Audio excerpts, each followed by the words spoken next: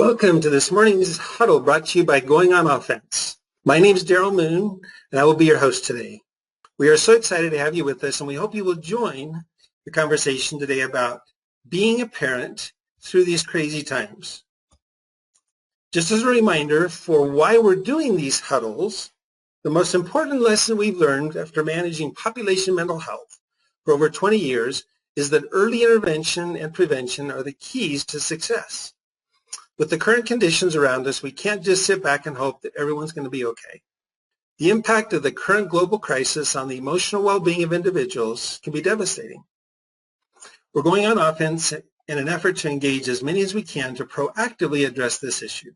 Thank you for joining us and being willing to be a part of this effort to be proactive. We believe that the creativity of many people is far more powerful than the creativity of just one person. We're holding these huddles every Monday, Wednesday, and Friday in an effort to both be a support to those who are struggling, but also to brainstorm and work together to share and create strategies to inject hope, optimism, and positivity where there may be doubt and despair. Before I introduce our guest panelists today, I'd like to remind participants of some of the guidelines we're trying to keep with these huddles. We welcome your participation and hope that you will be a part of the conversation. At the same time, we ask participants not to use this forum as a place to vent, complain, or criticize. We want to keep these huddles positive so as to inspire optimism and hope. However, we want to acknowledge the real suffering and grief that people are experiencing. Again, we want to give a shout out to all those who are risking their lives on the front lines of this battle and caring for those who have the virus. They are the true heroes. Our hopes and prayers go out to all those who have the virus and are suffering or are at risk of dying. We pray for their speedy recovery, and for all those who have lost loved ones, we extend our sincerest condolences. There are four primary purposes for these huddles. One, to support those struggling. Two, to brainstorm strategies to help. Three, to promote resources. And four, to engage collaboration. Now to introduce today's guests. I'm honored to have with me Amelia Forchek and Chrissy Chen.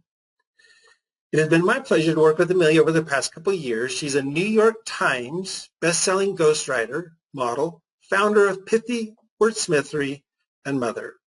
Chrissy Chen is a nurse, the co-founder of Grow Workspace, and a host of a popular podcast that helps entrepreneurs build and scale their business online, and a mother.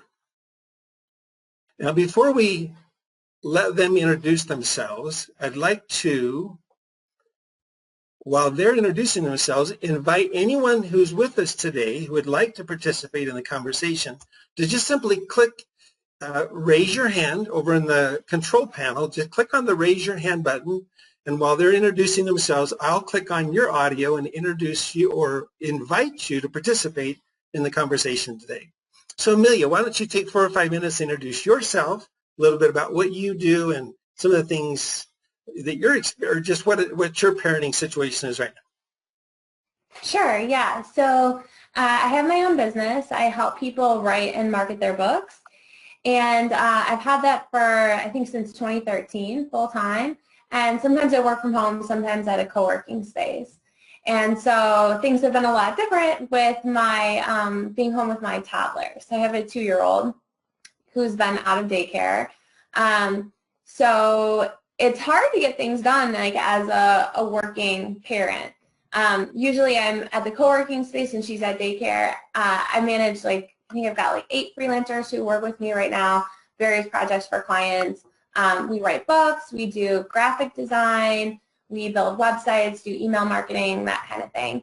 And I'm used to managing my own time and having the whole day to get things done and take client calls. So a lot of the day I'm on the phone, that kind of thing. So that's one job that I have. And then I also do modeling on the side. I've done that for 15 years, which is starting to make me feel really old when I say that. But I do photo shoots for clients.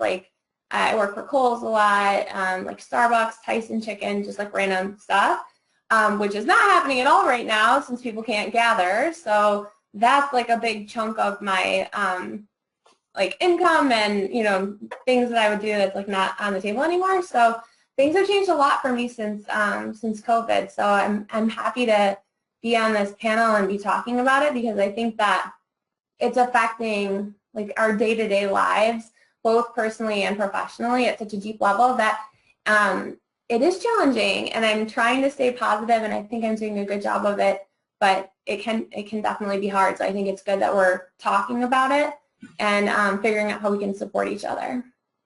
Nice. Chrissy. Awesome. All right, I think I was muted, so I think I'm good now. Hello, I'm so excited to be here. Thank you so much for having me. My little background, so you got a little snippet of it. I went to school to be a nurse, and I'm not practicing that anymore. I kind of found my own path.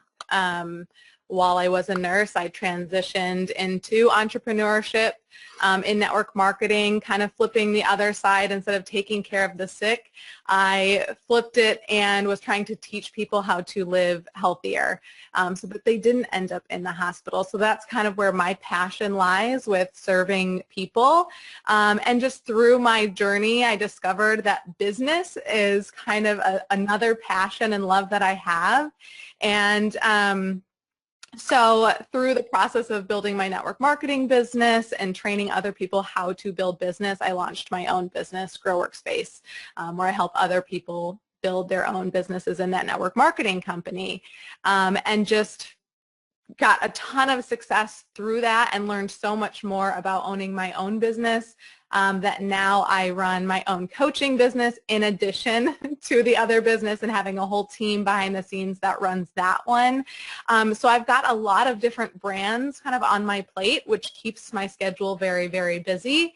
And things haven't really slowed down. If anything, they have sped up. I have 2 children.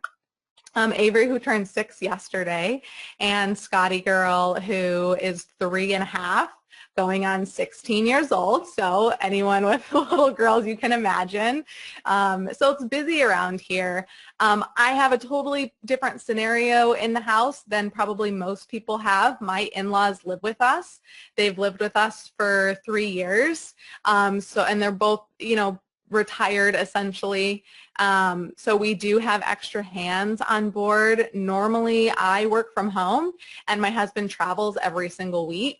So it's been nice to have family around just before all of this happened to help out. But now with everything going on, he's not traveling anymore. So he is home, and now he's not even going into the office. So now we've got, but he's still working, essentially full time. And if anything, my business has really stepped up because of being in that leadership role and coaching other people's and helping them scale their businesses online, which is such a big need right now. Everyone is going online and trying to find other avenues of income. So if anything, my work has increased. And then the nanny who usually comes Monday, Wednesday, Friday, and then Avery's in school, so that has all changed. She's not coming anymore. He's not in school. Scotty's not in her school 2 days a week. So everyone is here. And my brother-in-law just moved back in. So we have a full house, but it has been such a blessing because lots of extra hands to help. My husband's still working full-time from my office. I commandeered it today. I said I need the office today to do this panel. So I'm working now in a guest room from the bed most of the time, and he's in the office, and lots of communication on when I need to get in here and when he needs to be in here, and who's helping out with the kids. So it's been a shift. And maybe a different shift than a lot of people, but a shift nonetheless. But I'm really enjoying the time. I keep telling my husband that I'm kind of living my dream life because he's actually here and not traveling, because that's always hard for me. So I am enjoying having him here, and I'm taking advantage of it as most I can because I know it won't last forever. So that's the gist of it. Nice. Laura Lynn, thank you for joining us. I'm going to give you a chance to introduce yourself, and again would encourage others who may want to join us through the audio to do so by just raising your hand. We by no means expect that any of us are experts. The whole purpose of these meetings is to just gather ideas and suggestions, so would invite anyone else besides Laura Lynn who would like to join us to just raise your hand and I'll turn on your audio. Laura Lynn, introduce yourself and maybe tell us a little bit about your situation. Can you hear me? Can. Yeah. Okay. I've never used one of these before, so I am definitely new at this. But I am a stay-at-home homeschool mom of 5. My oldest is almost 11, and my youngest is 2. So things for us have not changed a whole lot, other than our fun and our friends are gone. So we're used to having everybody home all day. We're just not used to staying in the house all day. My husband works on railroad construction, so he's actually been at work up until this last week, and he just moved his office home this last week and is staying home. So that will be a new adventure for us to have Dad here with all the crazy all day. So that's me in a nutshell, I guess. Thank you for joining us. I'm sure you can share some ideas of what it's like to homeschool 5 kids at the house. So to start our conversation today, we've got some ideas of things that we can talk about, but thought we would launch a poll and ask a couple of questions to start getting some thoughts of what people may want to talk about. So I'm going to launch a poll to, first of all, find out how disruptive has this crisis been for you, and take a minute and click on what you think best describes your situation. Not disruptive, devastatingly disruptive, or anything in between.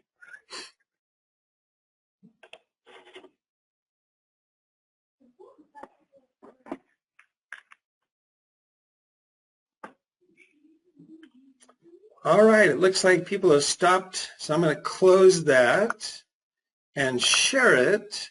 As you can see, 17% said slightly disruptive, 33% said moderately, and 50% said significantly. No one said devastatingly disruptive, and no one said not disruptive at all, which doesn't surprise me. Now what I'd like to do is launch another poll, and which is, what are the areas as a parent through this crazy time would you like to discuss today?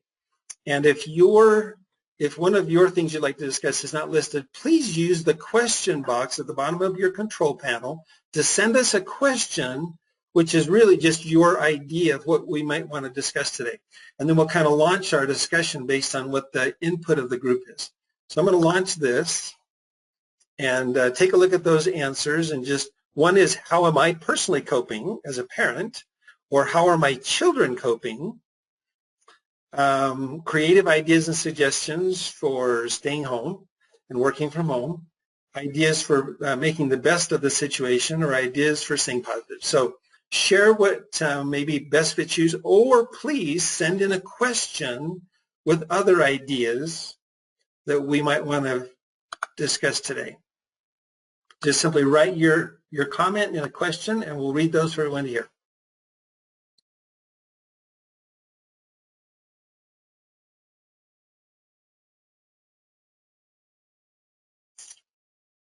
So right now it looks like 2 are, well, let's see, the one with the most is creative ideas and suggestions.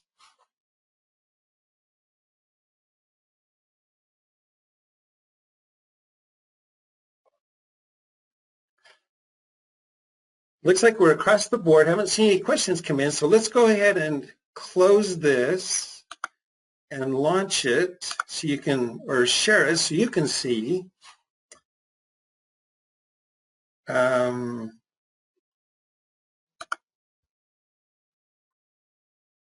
I apologize, but I actually have to expand my window so I can see the whole poll. There we go. Creative ideas and suggestions for staying organized. So maybe we start there. And again, send any questions. And then the next 2 are how my children are coping and ideas for making the best of the situation. So let's start with creative ideas and suggestions for staying organized. Amelia, do you have any thoughts you want to start off with that one? Yeah, so for me, I think my team, it has always been a big help for just like organizational business stuff in general. So earlier this year, I realized that I needed to stop trying to do everything myself and lean on people more and do a better job of delegating. So maybe that's also true if you manage people or you're in a situation where you feel like you always have to look at every little detail and analyze it. I think being able to let go sometimes and rely on other people to do a good job, like it can be so hard, but once I was able to do that, I think that it sort of just like changed my mindset for my business in general. So I've been trying to keep doing that. Like I checked in with my whole team to see like how has this the situation of staying home changed for you? Because a lot of them are freelancers. So I'm like, are you busier than you used to be? Because I'm busier than I used to be now that I'm also watching my kid and working. Like I have a freelancer who was working in the restaurant industry, so he's not doing that. So he's got more time. So certain people or certain members of your team might be able to pull a little more weight, or they might have more availability. So that's been super helpful for me, just like figuring out where my resources are, and then being able to lean on people to do more. And then at home, it's kind of the same thing. Like my husband's working from home, and he works full time, but he's taking the morning off this morning so that I can work. So we're trading off a little bit, just so that there's like some give and take, and we're able to like be present with our daughter and do a good job parenting, and then also do a good job at work. It's just, I think it's like a day-to-day thing. So instead of trying to be like, this is what it will always be like every day for the next month, just like trying to go with the ebbs and flows and just like be flexible. Okay. Chrissy, any thoughts around being organized? Yeah, I would completely agree with Amelia, and I would stress a little bit more on communication, because that is kind of what keeps the world going around in an organized fashion. And so I've just found I'm working on communication so much between not just my team, business team, but in my family, literally every relationship that I have in my life. And kind of going with the motto of like, you can't over communicate. I feel like most people don't communicate. And so it's really just your opportunity to stand up and communicate with people.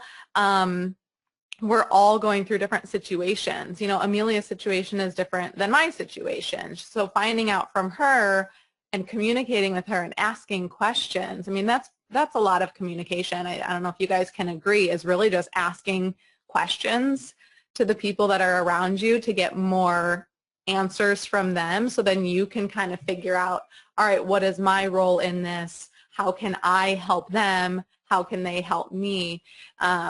So I think just focusing on communication between everyone, whether you're trying to work from home, your position was in an office and now you're at home trying to work, you're not seeing those people, how is your communication shifting?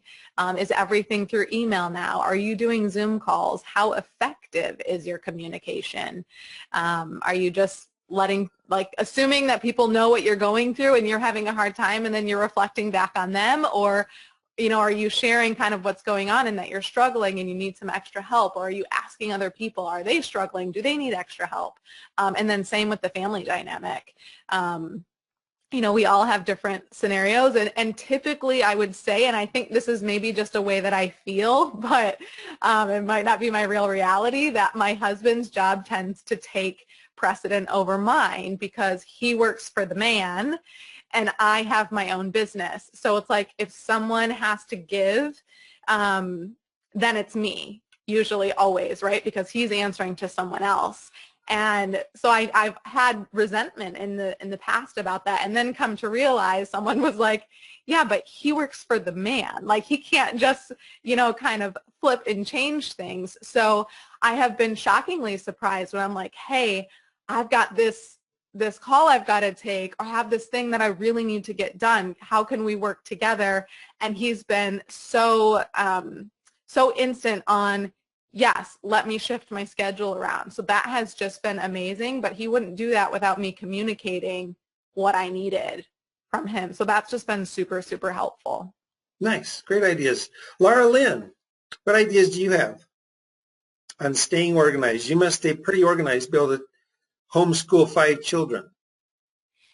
Well, I think the key to homeschooling 5 children is to embrace the unorganized parts of life. But I can't speak to a company or working at all because I haven't done that in years. But I know for us, one thing that I've heard from other moms when this whole thing went down, I started hearing from a lot of moms that were, upset or understandably scared that what am I going to do? How are we going to do all of this? And one thing that we've done, and I've kind of talked to friends about, is just keeping things simple. But there's lots of things that are going to slide, and there's lots of things you can squeeze in 10 minutes here, but to not try to overschedule or over-organize. One thing that's super easy that we do, we actually just started doing it recently, and I've been surprised at how well it's worked for my kids, is we have a whiteboard that's probably like 18, maybe not even 18 inches tall, that the night before I'll write the 5 things that we're going to do that day, or the 4 or 5 things we're going to do that day, and then what's for dinner. And as we go throughout the day, once we do one of them, somebody gets to erase it off the board. And I try to make only one of those be like a big job, a big chore we're going to do. And the other ones, at least a couple of them, sound fun and interesting, even if it's not. So that's been something really great for them, because they feel like they have a little bit of control over their day, or at least a little bit of, I know what's going to happen today. Because kids are not far-sighted. They don't need to know what's going to happen all month long, but they do want to know what's going to happen today. They hear from their friends, or they hear from parents or the news or whatever, the world's ending, everything's shut down, everything's changing, we're freaking out. And they're like, well, I don't know why we're freaking out, but everybody else is freaking out, so I'm going to freak out. My parents are terrified, and everything's weird, and I can't see my friends. But to be able to get up and say, okay, look, I know these 5 things are going to happen today. I'm excited about at least one of them, and let's do that. It just gives them a little bit of sense of maybe normalcy, or maybe a little bit of a sense of everything's good for at least today. I know the world's not ending today because it's not on the whiteboard, if that makes sense. Yep, nice. Yeah.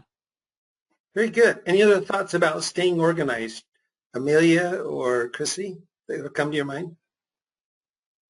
No, I love what she just talked about, because my kids are the same.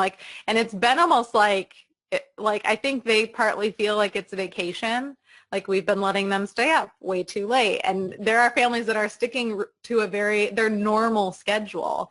And we're just night people here, so we just haven't stuck to that. And the kids have been up late, and then they sleep in. And so it has been challenging to stay organized and kind of have the schedule for them. So I love those ideas about just kind of writing down a couple things that we're going to do today. And in our household, they don't always happen at the same time, but all right, before, mom's out of the office, these things have to happen with Uncle Alex, and getting them done. So they do kind of have that, idea of that expectation of kind of what's going to happen in a day. And so I like that tip.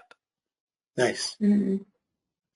Well, let's move to the next question that people wanted to address, which is, how are my children coping? Chrissy, let's start with you. Any thoughts on how your kids are affected by this? Have they been willing to share their thoughts and emotions and how they're coping with this? Yeah, there's been on times and there's been off times. When it kind of first all started shifting, my son just started kind of acting up and crying and was talking about how he really missed the furniture that we used to have. And I was like, where is this coming from? We redecorated, 6 months ago. And I think it was just that shift of he was now not able to control the fact of going to school. And so it was kind of manifesting in these other times where something changed that he wasn't able to control, and he never talked about it then, but it was kind of coming up. So I've noticed little things like that, where they're not directly talking about the situation right now, but little things will come up, and it kind of has been surrounded around control or loss of control, which I think a lot of us are feeling right now. So just really working on talking through that with him and letting him express his feelings and emotions has been really helpful. but also the fact that he, is not on his normal schedule and he's not seeing his friends. I mean, that's the thing that he misses most about school is seeing his friends. So his teacher has been doing some Zoom calls with the class. I think they're using another platform, but same idea where he's getting some FaceTime with his friends. And a lot of us are outside because I'm in Atlanta, so it's nice and warm down here. So we are seeing people out riding bikes, and even if we're not really in, close contact or going in each other's houses to play, that has just been really helpful to just see other people and interacting in some way has just been really beneficial. But my 3-year-old, has struggled a little bit more with like, well, why can't I go over to Addie's house, So it's, just kind of re-explaining, again and again. But they're doing well with it as well as they can, I guess. Amelia, any thoughts about how your little girl's doing? Yeah, so we're in a little bit different situation because Delilah is 2. She just turned 2 in December, and she does not know what's going on. So we haven't really had to answer any questions like, why can't we do this? Or, she's not thinking to that level. Like, she knows that things have changed and her daycare is on a break, but I think, like, the biggest challenge for us has been trying to keep her occupied at home. Like, we're not homeschool people. We don't have like early childhood education degrees. We don't know like what kinds of things we're supposed to be doing with a 2-year-old all day. So it's been hard. Like we've looked up things on Pinterest or like on, just ideas for, I don't know, kids crafts. And so we try to like plan something fun to do with her every day, and I think that that's been helpful, and I think she's like that a lot. Like, even if it's like, okay, we're going to bake banana bread, like, I'll let you stir it, like, stuff like that, like, just, like, little things. I think that for a while I was like, having it trying to be too perfect. We started to get lesson plans from the daycare, and it's like, here are the 50 things that you can work on this week. So here's the letter of the week. They should know this. They should know this. And I was like, talking to my husband, and I'm like, I'm so frustrated. Like, I'm trying so hard to teach her to count to 3, and she just can't get it. Like, she cannot count to 3. And he's like, she's a baby. Like, she just needs to play. It's okay. Started thinking about it more. I'm like, no, you're right. Like, it doesn't need to be like so structured. So I think that I was like trying to make it more complicated than it needed to be. Like, she's going to learn in any situation, even if it's like social skills or just talking to her or something. So I think it's been a learning experience for all of us, I guess you could say. Nice. Laura Lynn, with your children, have they noticed a difference, and how are they coping? They definitely notice a difference, especially since we don't see our friends. That's kind of the biggest thing, and we don't go on field trips and stuff anymore, which was a big part of our week. But I really liked what Amelia was just saying about, yes, it doesn't have to be so structured. It doesn't have to be a big deal. They have a lot of time left to learn to count to 3. No college kid gets there still not knowing how to count to 3. It's going to be fine. But I think also, I think it was something Chrissy was saying about not feeling like they have control over anything, and I know that that's something that a lot of kids feel like, and one thing that I would just suggest is to give them something that they can have control over, and it can be something as simple as a plant, that it's their job to water the plant every day. And I think a lot of people would be surprised as to how far that goes over giving kids, or towards giving kids the feeling of, I can control something. I have one of my kids does not like it when things are out of control. Entropy is not her jam, and so giving her something like a plant or a puzzle that she can work on her own when she needs to be like, look, there's order, or here's something that I can do. Nobody can take this away from me. I'm watering my plants every day. I'm doing my puzzle, or whatever it is that gives them some kind of normalcy and something they have total control over, being able to do it without your help, without you having to stop what you're doing and do it, can go really, really far towards kids who really feel like the world's out of control or their world is so different. I know another thing is, I think everybody's kids are really missing their friends, and I know there's a lot of Zoom conferences or playing games with grandparents or friends over Zoom, but I think I would also suggest sometimes this is just, my feeling is that we need to back off the technology a little bit too, maybe balance out the technology by writing a letter. I think kids have so much fun writing an actual letter on paper to their friends or coloring an actual picture and sending it to their grandparents and saying, look, you know, I did this and now I get to put it in a mailbox and this is so fun. Or something else that we've done with some of our friends that we miss, just taking a box of sidewalk chalk and decorating their front driveway. And they think that that's so fun, and they've gotten to see, you know, quote unquote, see their friends. They went to their friend's house, but we social distance and we didn't, you know, contact anybody, but they felt very connected to them in a tangible way that I just think goes really far towards giving them connection, but also, you know, improving their mood and improving their happiness to do something in the tangible, real world versus a virtual world. Nice. Thank you for sharing that. So we have another attendee who is willing to jump on the call. In fact, Bill, I'm going to unmute you right now and just pose your question. He says, I'm a dad of 4 daughters, 29 through 40, with 13 grandkids, and one on the way. How can I lift, inspire, serve, or help my girls and grandkids best in today's world as they are dealing with their busy lives? So, Bill, maybe share your thoughts, and then we'll pass it around and let others. And you're definitely coming from a little different perspective. Your kids are older. Right. I'm sitting listening to all these young ladies and these people, and I'm just going, wow, I can't even imagine you should all receive like most valuable player awards for sure. I know my daughters, as I've called them on any given day on a Zoom call, and they're like pulling their hair out sideways and going, I had no idea what homeschool was going to be like with 4 or 5 of them running around.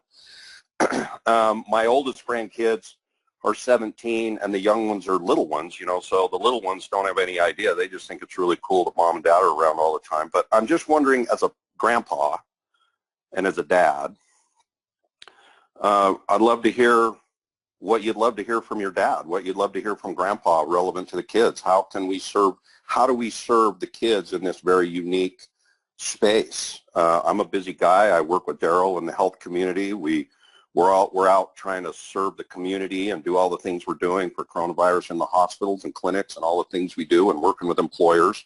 And I've got these kids and grandkids that are some of the most important things to me in my entire life. And I need to spend more time. I'm just wondering what you'd love to see, what you'd love to hear, what would be helpful.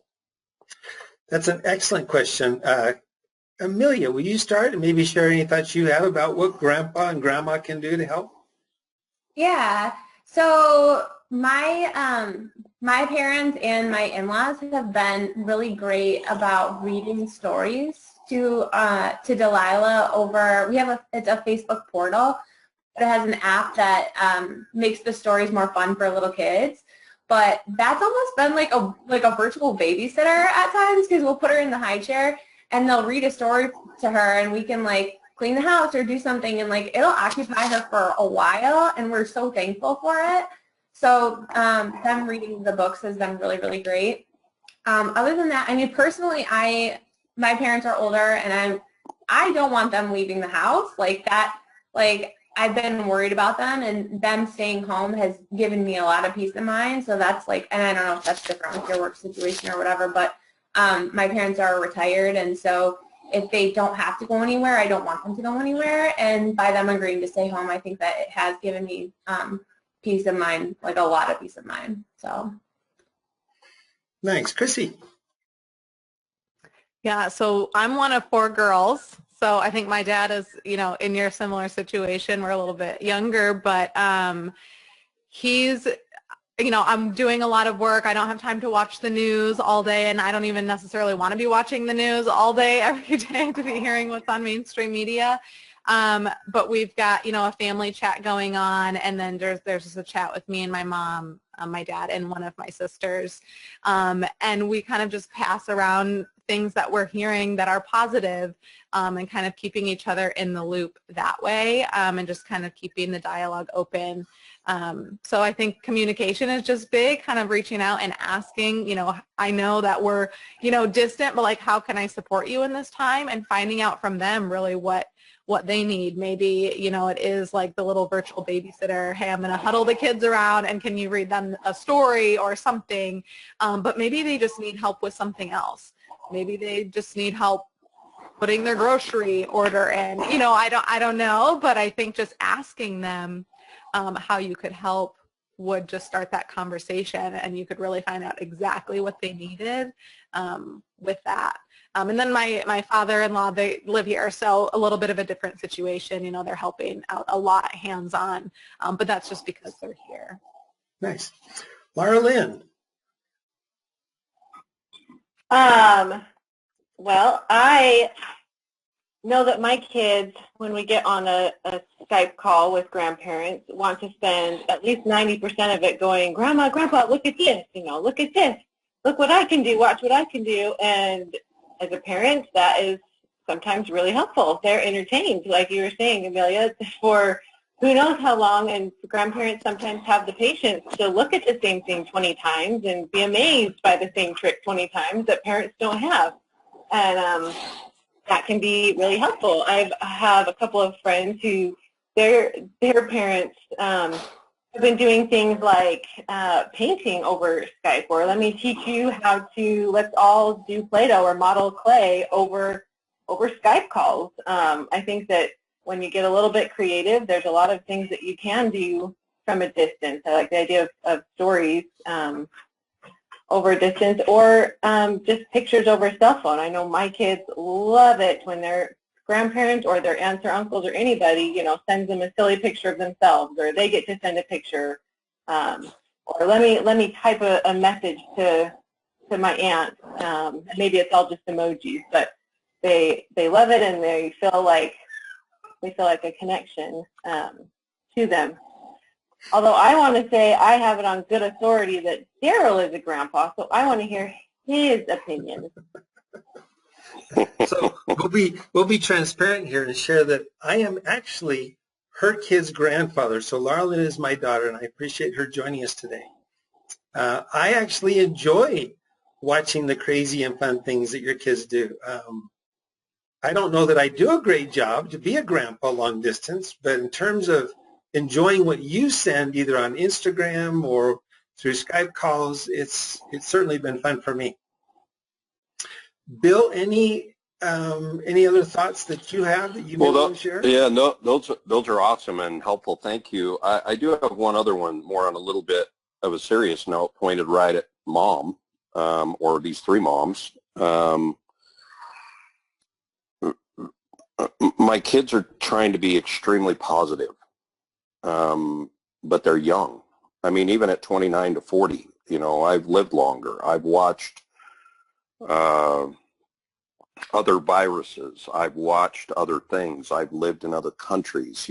I've watched some of the crazy stuff happen.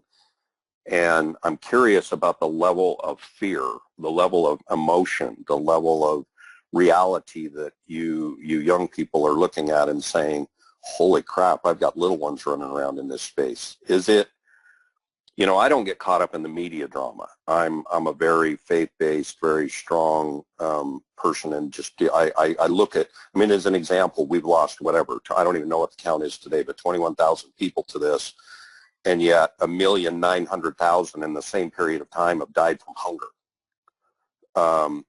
So, I'm not making it a small thing. Coronavirus is very real and it matters, but I'm just wondering how much fear is the world and media putting on you, and how inspiring can we be in that space as a dad who's lived longer, who's watched stupid stories and crap, and also real challenges. How do you help as a dad? I totally get the kid piece. Thank you for that. How do I help the girls? Anybody want to take that one on? Amelia?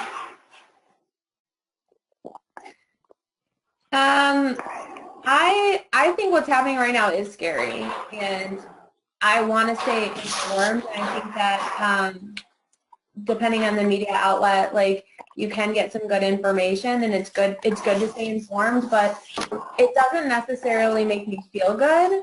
to be that like tuned in to all of the news. And so personally, I think that like I've needed to have boundaries with thinking about what's going on or staying up to date with the news. Like I don't look at any COVID news after like dinner time, you know, when I'm trying to unwind. Like having boundaries with it, like trying to have perspective and like try to look at like the day to day, I guess. Like I just try to focus on one day at a time, I think is like the thing that's been most helpful for me. And like, what do I need to get done today? How do I make this day good for the people in my household, like my family that I care about? How do I get my work done? And I think that's really helped put it in perspective, because a lot of different generations have gone through major challenges. Like people go through major challenges in like different countries all over the world, and like we'll get through it, you know, like it might be bad, but we're going to get through it. So I think like just trying to have that outlook helps also. Great. Chrissy, any ideas about the positive or how to stay positive, and how is this affecting you? Yeah, well, I kind of to Bill's question of how much fear is kind of being instilled here, I think I have a little bit of a different viewpoint than a lot of people. So the virus doesn't scare me personally. It doesn't scare me for my children. We do a lot of alternative health things to keep our bodies really healthy, so that when anything, flu, anything comes in our way, we've got the support, the natural support from our bodies to really fight that off. Certainly scared for the elder generation or people whose health is not good because they have high sugar diets and they eat crap and they don't take vitamins and they aren't eating natural healthy foods and doing things to support their bodies, because that's when the virus will just take them. And that's my father-in-law here. So while I'm not concerned about myself and my children, it's like, well, grandpa's here. So we have to be mindful of that, because if he does, and it's not just this virus. If he gets anything that is serious, his health is not in a position to fight that off like we are. So that is fearful, but I'm not letting it consume me, just kind of taking things day by day. This is a whole other topic and we don't have to get into it. I'm fearful of people losing their freedoms through seeing what's going on. So that is something that I think about on a regular basis and am concerned about for not just myself and the freedoms of my family, but the freedoms of everyone else, and seeing the freedoms that we've lost. Like you mentioned, though, there have been deaths and it is serious, but there are so many other things that cause death and are serious. So I'm kind of curious as to what else is really going on.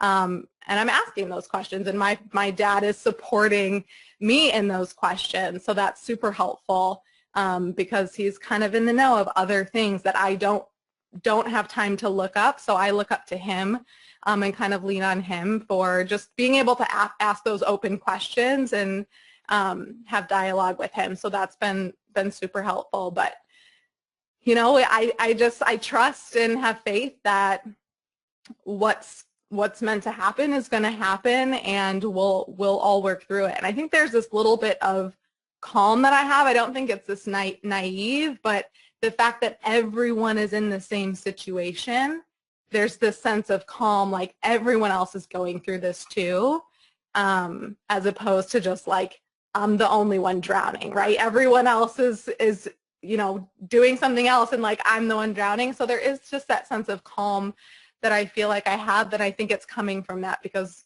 everyone's in this together kind of thing, if that makes any sense. There is a sense of unity across the entire world that this is something we're all dealing with, and it's certainly bringing us together, isn't it? Laura Lynn, any thoughts about your emotions and how you're dealing with this and how you're staying positive? Yeah, well, I think that it's amazing and a great big blessing that this isn't a child's disease. I can't think of another plague or pandemic that's ever rocked the world where kids weren't the bullseye. I mean, that's new, and that's a huge blessing right now. But I also think that you can't over positive right now. There's so much negative that you can't over positive your kids. So. And I don't think that has to be like COVID related necessarily. Sending a dumb joke text is just as helpful as sending a, we're all going to live through this, you know, kind of a thing. So I think a lot of us are tired of hearing everything's going to be okay related to COVID and are ready to start hearing some things like, you know, just a funny joke or a funny meme or just something that's uplifting and positive that has nothing to do with, you know, staying at home or social distancing or any of those other things. I think another big one is encouraging them to go outside. No one has told the birds that the world is crazy. They're still singing and having a great day, you know, and I think to get into that, even if it's walking down your street or if you're in a place where you can get a little bit farther into nature or, you know, I don't know, lots of places, parks are closed, but maybe hiking trails are open, or even just your backyard, to just take some time and look at the clouds. To, like I was saying earlier, just being in the tangible world, I think, helps people quickly. And encouraging your daughters to go outside and breathe some fresh air and to feel some sunshine, listen to some birds, watch some clouds is hugely uplifting. And as far as fear goes, I think it's one of the greatest and quickest ways to abate that fear and to just kick it to the curb for a few minutes and say, you know what, the birds aren't worried. I'm not going to worry either for just a few minutes, you know.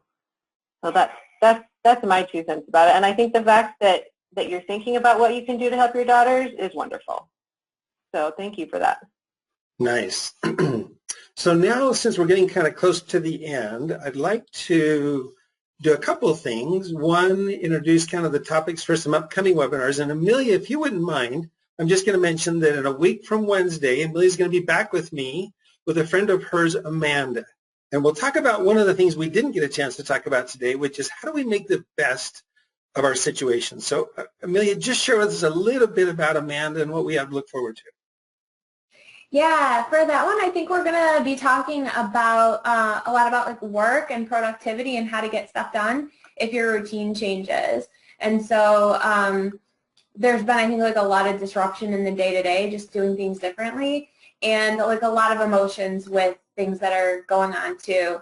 There's probably like the need for more self-care. And so like how do you balance all these things and still be productive and take this like as an opportunity to have more time to get things done that you've been wanting to get done. So maybe you've like had something on your list for a long time, but it always gets pushed back because, you know, there's different things you have to go do, places to go, you know, work travel, like a lot of that stuff's not happening, at least for this month. So how do we see that as an opportunity to do what you've really been wanting to do and accomplish some goals? So yeah, definitely excited to talk about that. Awesome. So this Wednesday, April 8th, a friend of mine, Dave Contorno, will be my guest, and we'll talk about being resilient. Dave is the CEO of ePower Benefits and a genuine influencer in the healthcare innovation space, but is probably one of the most resilient people I know, both personally and in his business. Now, I will remind everyone that immediately following this webinar, the Huddle, you'll receive an email survey asking you for feedback on today's Huddle. We encourage you to complete it, give us some feedback, and also give us some thoughts about how we can make these more effective in the future. Please send us your ideas and suggestions for themes for future Huddles.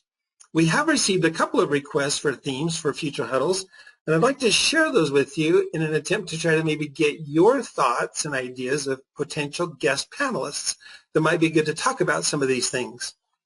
And so if you would like to talk about these, or if you know people that might be good, here are the 2 ideas that came in from our listeners and viewers. One said, one idea for a theme for an upcoming Huddle would be to adopt the conversation we had last Wednesday around being personally resilient to how can companies be resilient and deal with the emotions of what's going on and just deal with the difficulties of these times, specifically related to securing new clients in a very stressful climate.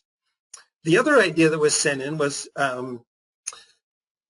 this came from a company who just laid off or furloughed 100 employees and basically are down to just a skeleton crew and so that represented the bulk of their workforce. Their question was about what to do when business opens up again. There's been a lot of talk about how do we manage going into this crisis and how do we manage during the crisis, but what about when everything starts back up again? How do we deal with the emotions when they're going to be so high? The hesitancy of being back in a highly public place. This happened to be a dental practice where they're working in people's mouths, supporting them in a higher situation or risky environment, moving patients in and out of the office, and how to keep those employees managing their own personal anxieties. So if anybody's got thoughts of someone that might be a good KISS panelist or even they'd like to be on those discussions, please share those, and by communicating with us, just do that through the Contact Us form on goingonoffense.com. So today we'd just like to thank Amelia, Chrissy, Laura Lynn, Bill. Thank you very much for participating with us. Appreciate your contact, your comments, your questions. I'd like to also encourage people to check out the wonderful ideas and suggestions that we've posted, that we've received on goingonoffense.com. There are pages of just ideas and suggestions, pages of organizations that are willing to help right now. There's tremendous resources that are there. And we also want to let you know that we'll be posting the recording of this huddle later on today. The recordings of previous huddles are also on that website. And to wrap up today, I'm going to play a video of a very talented young man who adapted the Disney musicals to the current situation. I think you'll enjoy it. We'll sign off now and say goodbye and hope that you will join us on an upcoming huddle. Again, we hold them every Monday, Wednesday, and Friday at the same time.